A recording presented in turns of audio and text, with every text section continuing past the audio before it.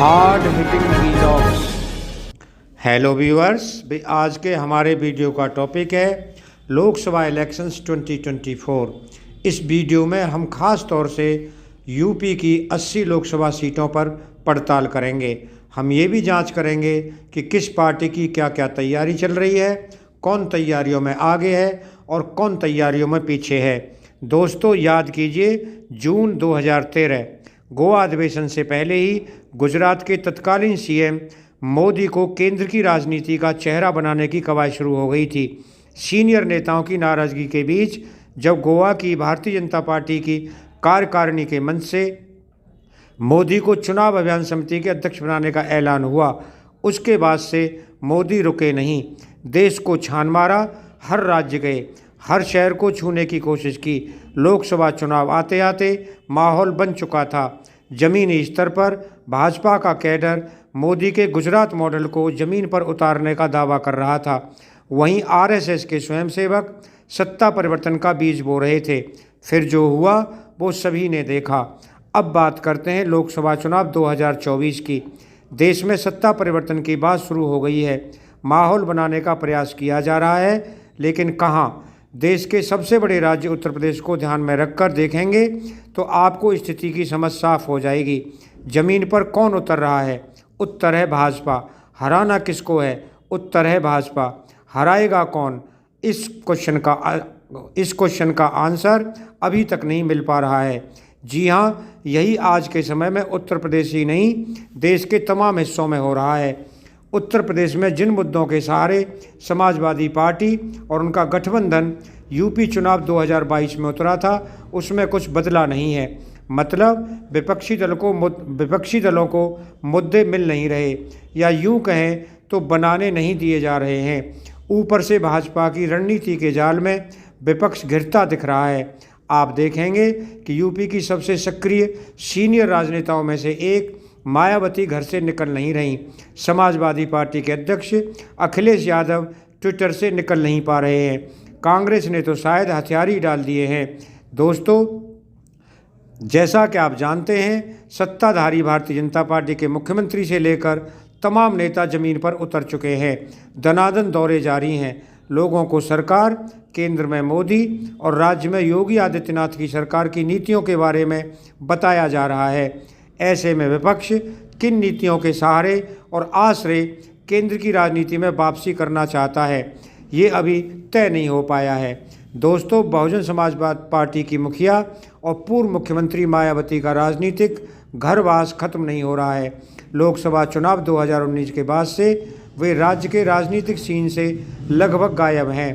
15 जनवरी 1956 को जन्मी मायावती अब 66 साल की हो चुकी हैं। कोविड काल के दौरान उन्होंने ज़मीन पर उतरकर राजनीति करना कम कर दिया था। यूपी चुनाव 2022 के दौरान उन्होंने ताबड़तोड़ दौरे किए, लेकिन आखिरी समय में इसका कोई फ़ायदा बसपा को नहीं मिला। यूपी चुनाव भाजपा बनाम सपा होकर रह गया। भाजपा दोबारा सत्ता में लौटी तो फ़ायदे में सपा भी रही। इस हार के बाद बसपा समीक्षाएं कर रही है। मायावती प्रेस कॉन्फ्रेंस भी कर रही हैं, लेकिन सब घर से। जमीन पर उतरना तो दिख ही नहीं रहा। जमीन पर कार्यकर्ता अपनी तैयारियों में जुटे हैं, लेकिन नेता कहीं दिखाई नहीं दे रहे हैं। यूपी में कांग्रेस रायबरेली से सोनिया गांधी को जिताकर संसद तक ले जाने में कामयाब हो पाई। राहुल गांधी भी अमेठी सीट हार गए। यूपी चुनाव 2022 के दौरान उन्होंने लड़की हूँ लड़ सकती हूँ नारे के साथ कांग्रेस की ज़मीन मजबूत करने की कोशिश की। महिलाओं को 40% सीटों पर खड़ा किया, लेकिन विधानसभा में कांग्रेस के महज 2 विधायक पहुंचे। विधानसभा चुनाव परिणाम के बाद अजय कुमार लल्लू का प्रदेश अध्यक्ष से इस्तीफा ले लिया गया। दोस्तों, जैसा कि आप जानते हैं कि अमेठी में हार के बाद से राहुल गांधी इक्का दुक्का ही इस तरफ आते हैं। सोनिया गांधी अपने संसदीय क्षेत्र के लोगों से वर्चुअली ही मिलती हैं। कांग्रेस की लोकसभा चुनाव 2024 की यूपी तैयारी को लेकर जमीन पर काम ही नहीं हो पा रहा है। फ्रेंड्स, समाजवादी पार्टी अध्यक्ष अखिलेश यादव ट्विटर पर ही सरकार को घेर रहे हैं। जमीन पर उतर नहीं पा रहे। रामपुर और आजमगढ़ लोकसभा उपचुनाव में भी नहीं उतरे थे, सिर्फ मैनपुरी में उतरे और कैसे भी वो सीट जीत गए। दोनों सीटें सपा का गढ़ मानी जाती थीं। अब भगवा झंडा लहरा रहा है।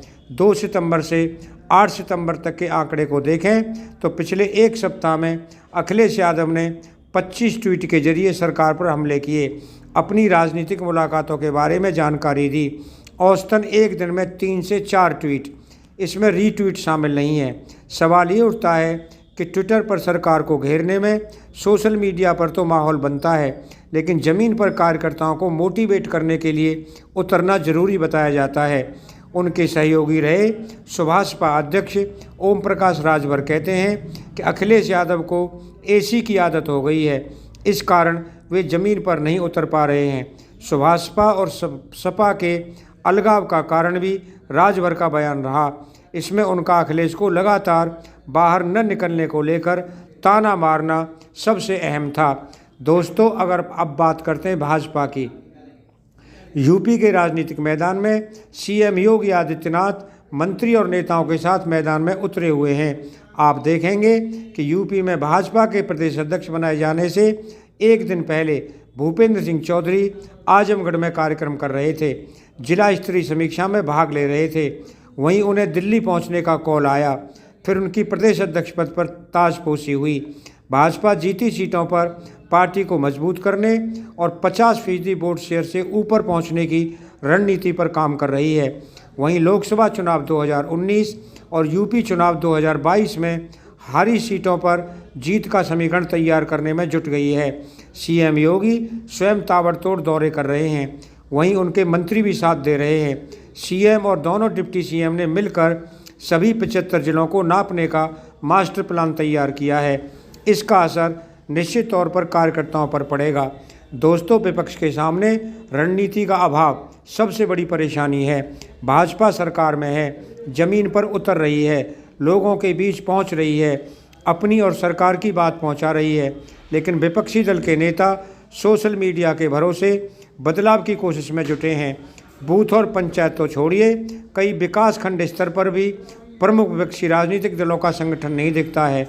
ऐसे में जनता के बीच विपक्षी नेता अपने मुद्दों को कैसे पहुंचाएंगे, यह सबसे बड़ा सवाल बना हुआ है। दिल्ली और लखनऊ में बैठकर रणनीति तैयार तो की जा रही है, लेकिन ज़मीनी स्तर पर उस रणनीति के तहत काम करने वालों का अभाव विपक्षी दलों के लिए सबसे बड़ी मुसीबत बना हुआ है। आप देख लीजिए, प्रदेश अध्यक्ष बनने के बाद से भाजपा के भूपेंद्र चौधरी लगातार दौरे कर रहे हैं, कार्यकर्ताओं के बीच पहुंचकर सकारात्मक संदेश दे रहे हैं। व्यूअर्स, आखिर के 6 माह या 3 माह में कोई चमत्कार के जरिए चुनाव जीता जा सकता तो लोकसभा चुनाव 2019 में समाजवादी पार्टी और बसपा का प्रभावी गठबंधन का क्या हाल हुआ देखा जा सकता है। कागजों पर वोट समीकरण के हिसाब से देखें तो सपा के करीब 30% वोट और बसपा के 25% वोट बैंक मिलकर जीत का अंतर बड़ा दिखता है, लेकिन ज़मीन पर समीकरण को उतारने वाले कार्यकर्ताओं के अभाव ने अंतर पैदा किया। लोकसभा चुनाव 2024 को लेकर विपक्षी राजनीतिक दल इसी प्रकार की गलती दोहराते दिख रहे हैं। दोस्तों, अगर आपको ये वीडियो पसंद आया हो तो चैनल को सब्सक्राइब करें, वीडियो को लाइक करें, ज़्यादा से ज़्यादा शेयर करें। आप लोगों का बहुत बहुत धन्यवाद। Thank you very much.